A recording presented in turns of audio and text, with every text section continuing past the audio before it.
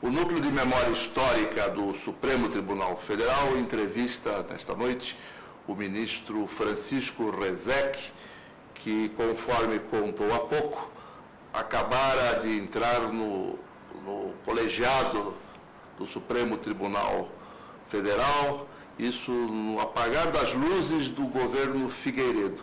O senhor, como ministro, acompanhou, então, bem, de um observatório privilegiado, a fase final da transição democrática. Que lembranças o senhor tem desta época? Uma lembrança muito bonita da presença do Dr. Tancredo Neves na minha cerimônia de posse no Supremo. Lá estavam também várias lideranças parlamentares, muitas delas da oposição da época. Humberto Lucena, Nelson Carneiro, figuras que tinham amizade comigo por um conhecimento anterior do meu trabalho como procurador da República. Mas a presença do Dr. Tancredo Neves foi a mais expressiva naquela cerimônia de posse, até porque era aquele o momento em que parecia transparecer o fato de que o então presidente João Figueiredo tinha mais simpatia pela candidatura supostamente oposicionista do Dr. Tancredo do que pela candidatura supostamente situacionista do Dr. Paulo Maluf. E o senhor, como ministro do Supremo Tribunal Federal, foi para o Tribunal Superior Eleitoral. Sim. E se tornou presidente no momento crucial da história política recente do Brasil, as eleições de 1989, as primeiras eleições presidenciais pelo voto direto, depois do regime militar. Sim. Como foi essa experiência histórica, eu diria? Bom, eu próprio, presidente do TSE, nunca tinha votado para a presidência da República. Eu era ainda adolescente quando da eleição de Jânio Quadros. Então era uma experiência extremamente estimulante. Aquilo era, na realidade, a primeira eleição realmente aberta e livre da história do Brasil republicano, e havia 22 candidatos, afinal de contas, ícones da história política do Brasil: Ulisses Guimarães, Aureliano Chaves, Leonel Brizola, Mário Covas, Roberto Freire e outras figuras exponenciais, além, naturalmente, dos dois que foram para o segundo turno, Lula e Collor.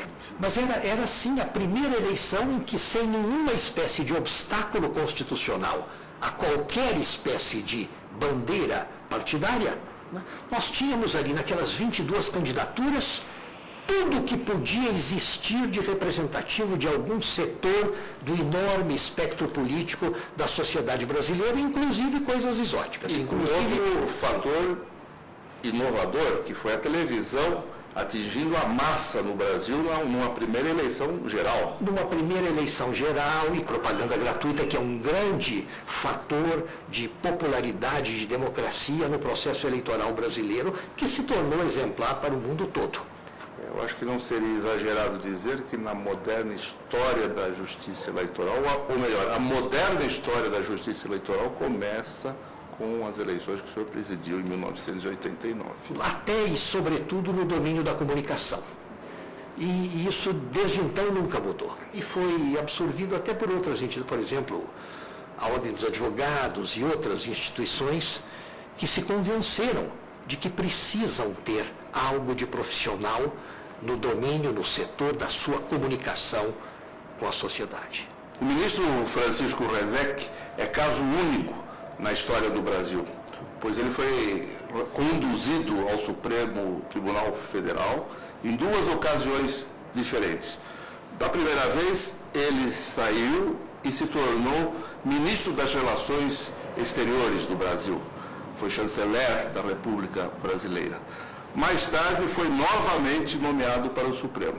E depois, tornou-se juiz da Corte Internacional de Haia. Como foi essa volta ao Supremo Tribunal Federal?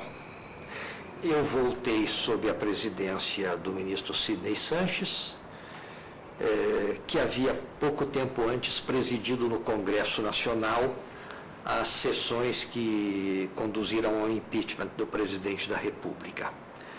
E saí para a Haia na presidência Sepúlveda Pertence. O chanceler do governo Fernando Henrique Cardoso era o embaixador Luiz Felipe Lampreia, o nosso representante em Nova York era Celso Amorim. Foi nessas circunstâncias que o presidente da República me consultou sobre se queria que isso fosse apresentado pelo Brasil, a candidatura. A Corte da Haia não é uma escolha, como alguns pensam, não é uma designação, é uma eleição. É uma eleição em que votam os 192 países membros da ONU em Assembleia Geral e os 15 integrantes do Conselho de Segurança, votando em escrutínios apartados. É preciso obter maioria absoluta numa e noutra das casas para ser eleito. E havia outras candidaturas além da minha naquele ano, enfim, foi uma eleição realmente competitiva. Eu sempre observei que para um homem habituado ao Supremo Tribunal Federal, aliás, a qualquer escalão da justiça brasileira, a experiência na Corte da Haia é um recreio, do ponto de vista quantitativo, do ponto de vista do trabalho que se tem que fazer, da energia que se tem que despender. É um recreio por conta do fato de que os processos são poucos. É claro, são processos monumentais. Cada contencioso na Corte da Haia é o que teria sido no passado uma guerra. Mas, de qualquer maneira, nós temos 1, 2, 3, 4 coisas assim por ano. Então, há muito tempo livre para refletir, meditar, primeiro em torno do próprio processo. E segundo, sobre outras coisas, há tempo para escrever, há tempo para, enfim, meditar, raciocinar adjetivamente sobre o futuro da Corte, sobre o papel da Corte.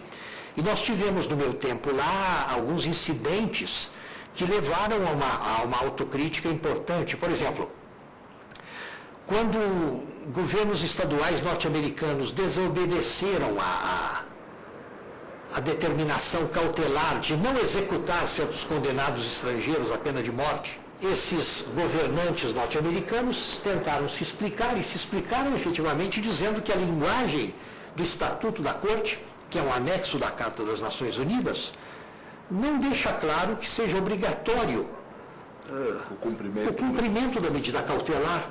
O verbo usado na versão inglesa da Carta dá a ideia de um convite, de uma sugestão, não de uma ordem.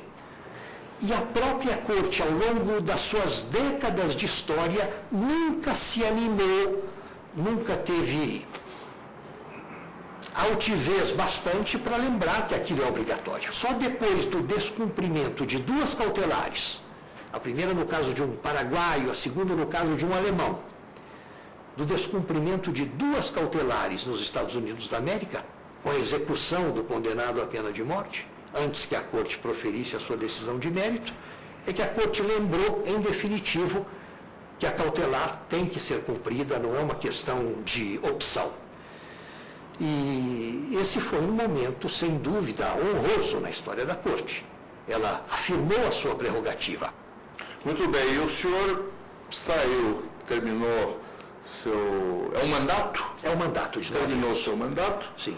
Voltou ao Brasil? Sim.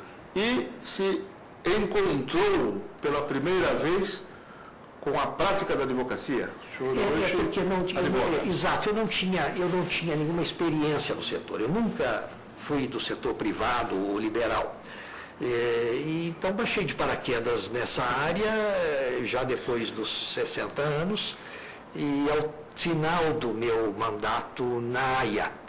E tenho achado extremamente estimulante a advocacia. A advocacia eu acho adrenalina pura e desenvolve também, dá vazão a um certo instinto de combatividade que eu acho que ficou sufocado durante os meus longos anos de juiz. Quanto à questão do final do mandato, é um mandato longo, 9 anos é um mandato muito longo. A reeleição é possível. Mas como a história da Corte registra, e vários dos seus antigos membros já diziam, todo aquele que vem de um país interessante, ao cabo de 9 anos na Haia, está doido para voltar. Não quer ficar nem mais um dia. Muito obrigado, ministro Rezec, por esta entrevista ao Núcleo de Memória Histórica do Supremo Tribunal Federal. Boa noite.